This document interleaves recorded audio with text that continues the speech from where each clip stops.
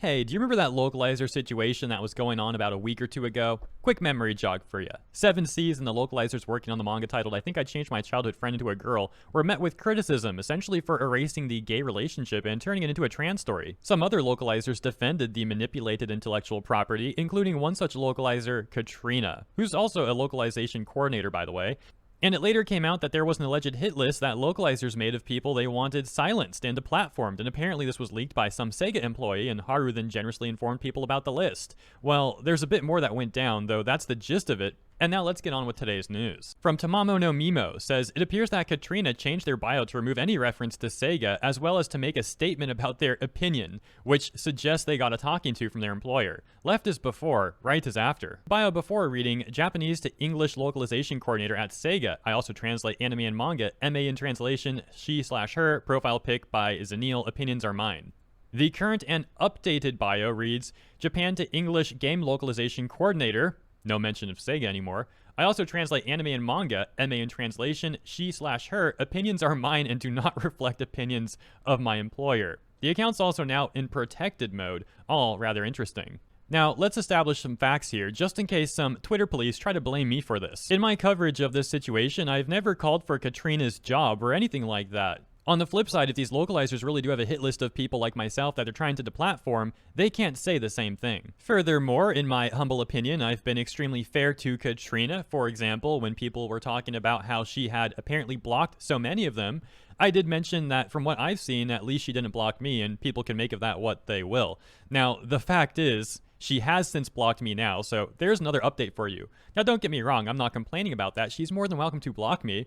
I'm just giving you the facts. Rayforce Game would also talk about Katrina's updated bios, saying it looks like the word Sega is missing from this profile. I can recall a few statements that I feel thoughtless. I don't know if these statements are related to the change in this profile though. Defay adding speculation, however, probable speculation. So what exactly did happen? Well, Haru would say, wonder who reached out to her employer. Definitely not me.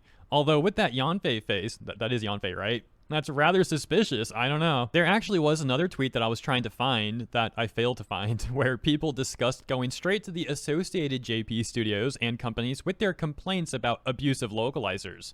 I use the word abusive because to me, it is a wanton disregard for the intellectual property.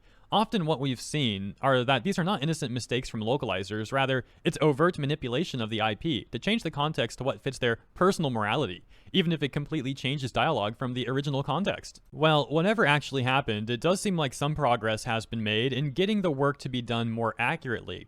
Keep in mind, Seven Seas even made a statement acknowledging the backlash the other week, although let's also not forget that they apparently apologized for similar incidents previously, and yet they apparently still seem to persist. Now, ultimately, I'm not going to call for anyone to get fired. I'll talk about the news and share a bit of my opinion. I won't take it that far, though. However, I do think it's absolutely reasonable for people to ask for better work to be done by the localizers, and considering how the localizers pretty much always slap the fans in the face and or give snarky responses to such a reasonable ask, nobody should be surprised that the fans might then escalate the situation. So why is it that in the localizer line of work, we often see localizers abuse intellectual property with absolutely zero repercussions? Not just that, but we often see other localizers and their corporate shills praise them for their manipulation of the IP. For example, when I worked at the restaurant, if I made a mistake on an order, you best bet that my manager will end up going to the table and talking to the customers, most likely comping part of their bill, maybe even sending them home with a free dish or something. Now, if you're a localizer, apparently you can not only make a mistake, but intentionally do a poor job, and again, not only do they not get repercussions, they get praised for it. At least that's how things have been going. It seems now the tides may be changing. Guess we'll see. And that's it for the news. Thanks for tuning in. Let me know what you think in the comments. I'll see you there. And also in the next segment.